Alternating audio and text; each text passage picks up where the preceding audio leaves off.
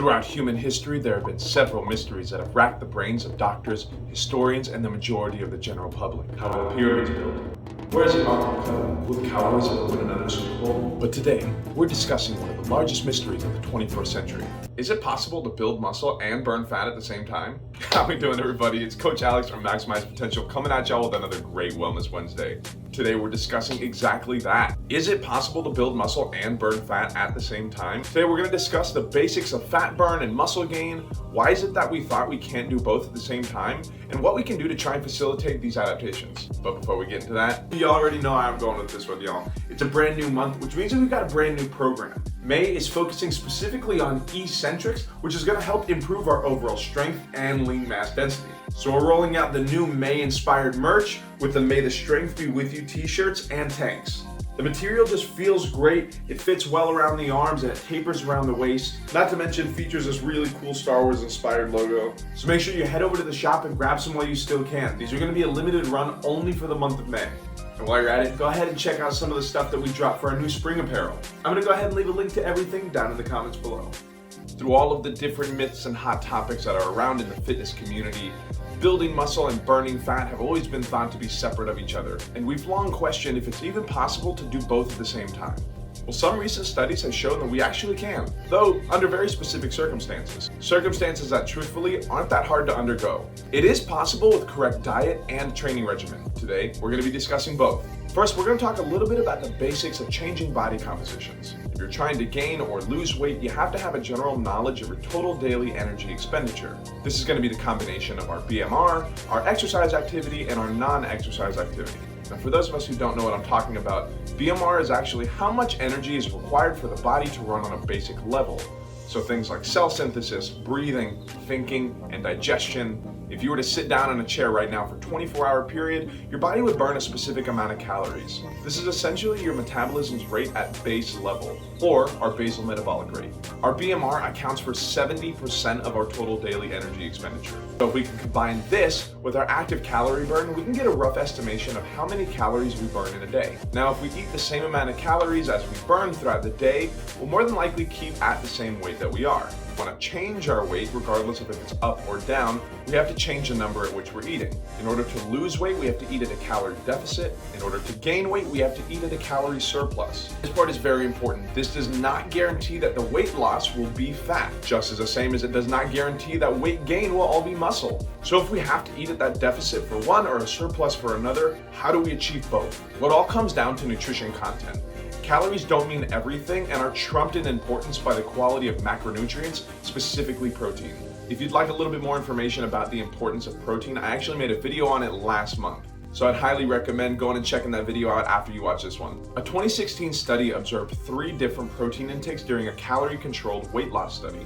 The first group ate the US's recommended daily allowance of protein. This is going to be 0.8 grams of protein per kilogram of body weight. Or for those of us who work in pounds, it's going to be give or take 35% of our body weight in grams. Now that second group ate double the recommended daily allowance. So if the first group was eating 0.8 grams of protein per kilogram, the second group is eating 1.6 grams of protein per kilogram, or about 75% of your body weight in grams. Now the third group was eating 3 times the recommended daily allowance at 2.4 grams of protein per kilogram of body weight. This is a little over a 1-to-1 ratio of body weight to grams of protein. Now in this study, the quantity and the quality of the protein was essential. And what they came to find out was that subjects who ate 1.6 grams of protein per kilogram of body weight and exercised were able to lose fat while preserving their lean mass. As for the subjects who ate the 3 times amount of the RDA, they did not experience any more weight loss than the other group who ate 1.6. I decided to try this out myself, which actually ended up being pretty easy because I already eat around that 75%. And I found similar results. Now, as I mentioned, the subjects in this study did have a specific training program. Nutrition will not allow us to grow muscle alone, so we have to look at the training aspect. Here at Maximize Potential, our month's focus is specifically looking at increasing the strength and lean mass density of the body by utilizing eccentric training. Now, a quick overview of eccentrics. we have two separate movements when performing an exercise. We have a concentric motion and an eccentric motion.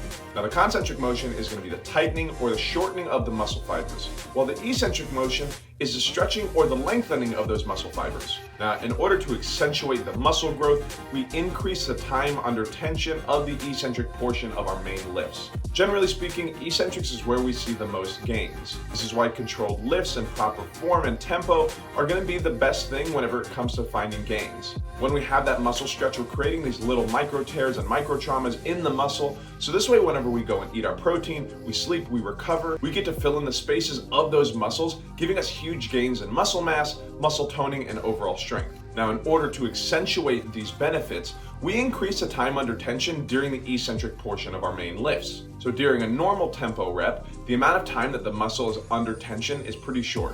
While performing a 3 to 5 second eccentric rep, we have to increase the time under tension a lot. This exaggerates more tiny tears in the muscles than the normal reps, again, which are very necessary for muscle toning and growth, so that again, when we do go and recover, when we eat our protein, when we sleep, we have even bigger gains when it comes to that overall muscle toning and overall strength. But there's also a handful of other benefits that we can see from eccentrics.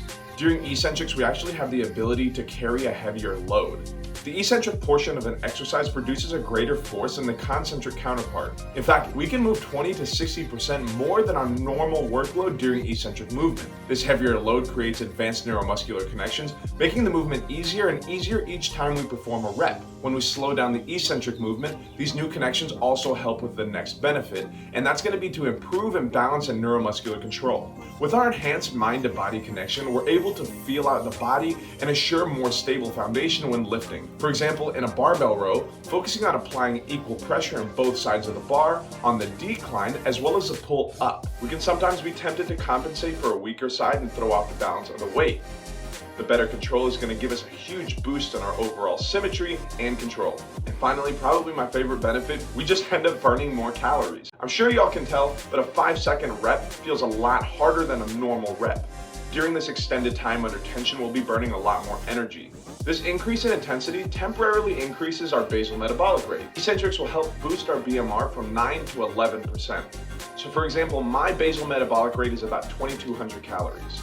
I'll meet in the middle and say I have a 10% increase because of eccentrics. This means that I'll be burning about 220 extra calories just in my recovery period alone.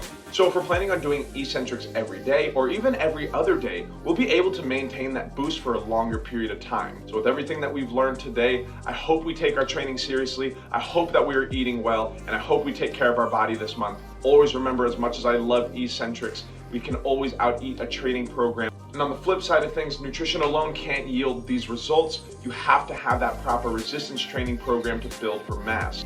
As for my athletes out there, if you're planning on trying out some of these, I really do encourage you to try this in the off season. If you are in season, we always want to focus on the performance aspect of the things rather than our overall bodily composition. But anyway, y'all, that's about all I got for us today. I hope we learned something new. Go ahead and try some of these tips out and see what we feel like in the next month. As I mentioned earlier, we've got the brand new t-shirts in the shop, so head over there and grab some stuff while you still can. Like I said, these are a limited run only going for the month of May. But remember y'all, this is always a conversation, so don't forget to leave a like. Comment down below with anything that you learned, any questions that you may have, or suggestions for future content that you want to see. But other than that, I'm Coach Alex. Y'all be good, drink some water, and I will see y'all in the next one.